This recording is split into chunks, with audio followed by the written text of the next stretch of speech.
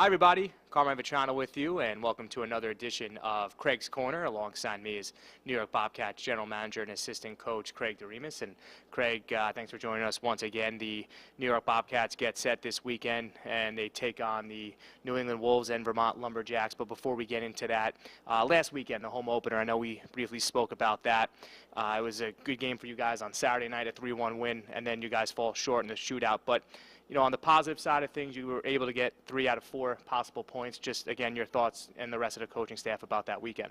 Well, I think we were pleased with the weekend, like you'd mentioned. Anytime you get 3 or 4 points, it's a good weekend, especially against a quality opponent such as Wilkes-Barre. I think when they came into the weekend, they were the #1 seed in the league. So we were happy with our efforts in both games, Saturday and Sunday. And anytime it comes down to a shootout and you lose a game, there's nothing you can really do about it. It's a game of luck, game of chances at that point. And I thought, even with that being said, we gave ourselves a chance to win in the shootout. So it was a good weekend had by all, especially Brandon Rathwell stepped up and played well and played back-to-back games for us in the absence of Jordan Severo. So we're happy with the effort, and we hope to continue to build on it. It was a quick turnaround for you and the Bobcats. You head up to Hartford on Wednesday, a 1 o'clock game, a little bit untraditional, if you would, in hockey, but you still had to go up and play. And it was a game that saw the Wolfpack jump out to a 2-0 lead, but yet you and the Bobcats were able to come back and get the 6-3 victory. Another come-from-behind victory for you guys. I mean, what is it about this team that just makes their play that much better late in the game?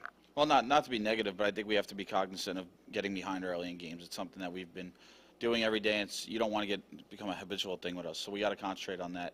But we're happy. It shows a resilient team, a team that's not going to give up, a team that doesn't get down on themselves. I speak about the character of the guys in the dressing room, that they don't give up and they don't fold the caps. They get it going, they keep working, and they respond the right way, and I think we've showed that early on in the season. We have such a young team that maybe it's just out of ignorance where they don't know any better, and we just continue to work hard.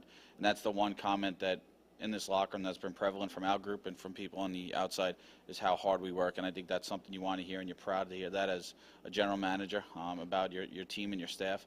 So we're happy about that. It's just something we want to avoid going forward. It's good to be able to have that quality where you can come from behind, but you don't want to make it a trait. 3 wins for you guys out of 5 games. You guys now welcome in the New England Wolves and Vermont Lumberjacks. New England, you know, they're a team no stranger really to the EHL. They played in a couple of showcases. You know, Vermont's a team that takes over the Washington Junior Nationals franchise, and it seems like they have a good organization behind them up in Burlington. Let's talk about the New England Wolves first. They're a team that just picked up their first win last weekend against Valley Junior Warriors. It's kind of tough, you know, going and trying to execute a game plan, really not knowing too much about the opponent. I think the one thing you have to take from is we do have some film on New England, both from this year and last year when we played them. Last year we had a real tough time with them. They dominated us in the game, really handed it to us. So we don't look at them any lightly, despite their record right now. We expect it to be a hard-fought game. We've done a lot of research on them video-wise and pre-scout-wise. We know it's going to be a hard-fought battle. They're a good club that's gotten off to a little bit slower start than they would have liked, but it's no fault to their talent or their ability. We believe this is going to be a real tough battle for us. And Vermont, you know, they're a team that, again, takes over the Junior Nationals franchise. They pick up a big win against the New Hampshire Monarchs, which is pretty much the top of the class here in the EHL. And they're a team that comes in on Sunday morning. They play tonight against Applecore. So are you going to try to catch these guys, you know, maybe on a quick turnaround? Well, I hope so. I mean, the one thing you take from Vermont, and it goes back to their franchise last year, is they work very, very hard. Even the Nats last year, towards the end of the year, they worked very hard. It wasn't an easy game by any means. And I think that same trait holds true with this team now that they've moved up to Vermont. We had them in the preseason. It was a great 1-0 game. Could have went either way. And they work extremely hard. Hopefully we get them, and they are a little bit tired. Like you said, it'll be their 3rd game in 3 days when they get in here on Sunday morning. And hopefully our team is well-rested and ready to go. All right, best of luck today. Thank you.